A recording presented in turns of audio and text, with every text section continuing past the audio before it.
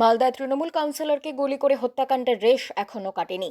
এর মধ্যেই শনিবার বিকেলে মুর্শিদাবাদের নওদা থানা এলাকায় গুলি চালানোর ঘটনায় তীব্র চাঞ্চল্য ছড়ালো। গুলিবিদ্ধ হয়ে মুর্শিদাবাদ মেডিকেল কলেজে ভর্তি হয়েছেন স্থানীয় যুবক রিন্টু বিশ্বাস। কে বা কারা গুলি চালালো তার তদন্তে নেমেছে পুলিশ। রবিবার এই ঘটনায় গুলিবিদ্ধ যুবককে হাসপাতালে দেখতে গেলেন কংগ্রেসের প্রাক্তন প্রদেশ সভাপতি অধীর রঞ্জন চৌধুরী। রিন্টু বিশ্বাসের শারীরিক পরিস্থিতি বর্তমানে স্থিতিশীল রয়েছে বলেই জানা গিয়েছে। পাশাপাশি আহতের পরিবারের সদস্যদের সঙ্গে এদিন কথাও বলেন অধীর। রিন্টু বিশ্বাসের শারীরিক পরিস্থিতির খোঁজ নেওয়ার পর সাংবাদিকদের মুখোমুখি হয়ে কি বললেন অধীর চৌধুরী, শুনুন বিস্তারিত। আমি কালকে রাত্রেও এখানে আসবো বলে ঠিক করেছিলাম, তো আমাদের এই পার্টির একজন গাবাই বলে এখানটাই নওদায় আমাদের পার্টির কাজকর্ম করে, তাকে পাঠিয়েছিলাম। তখন যে আহত হয়েছে সে অপারেশন থিয়েটারে ছিল, ফলে কালকে রাত্রে আর আসার সুযোগ হয়নি। আজকে এলাম, এখনো পর্যন্ত শুয়ে আছে, ঘুমিয়ে আছে। যাও, তাদের পরিবারের লোকরা আছে, তাদের সঙ্গে কথা বললাম।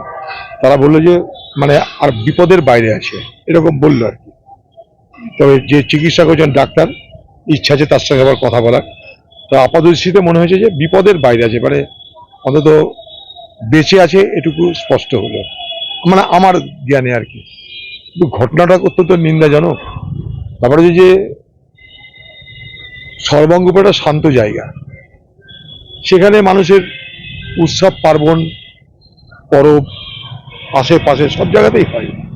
পাশে শ্যামনগর, তারপরে সর্বাঙ্গপুর, এসব এলাকার মানুষ একে অপরের সঙ্গে মেলামেশা, খুবই ভালো সম্পর্ক এদের মধ্যে। সেখানটা একটা তৃণমূল নেতাদের, তাদেরও কোনো প্রোগ্রাম থাকতে পারে, কিন্তু গাড়ি নিয়ে যাবে, রাস্তা তো সকলের। সে রাস্তায় মিছিলও যায়, সে রাস্তায় মানে ধর্মীয় অনুষ্ঠানের শোভাযাত্রাও যায়, রাস্তা সকলের, সেখানে পেঁয়াজের গাড়িও চলে, সবই চলে। তো সেইখানটায় তৃণমূলের নেতাদের গাড়ি যাবার সময় সবকিছু খালি করে দিতে হবে, কারণ তারা আমাদের সমাজে থাকলেও তৃণমূলের নেতারা, তাদের অধিকার আমাদের সকলের থেকে বেশি। তাই তাদের জন্য রাস্তা খালি করে দিতে হবে।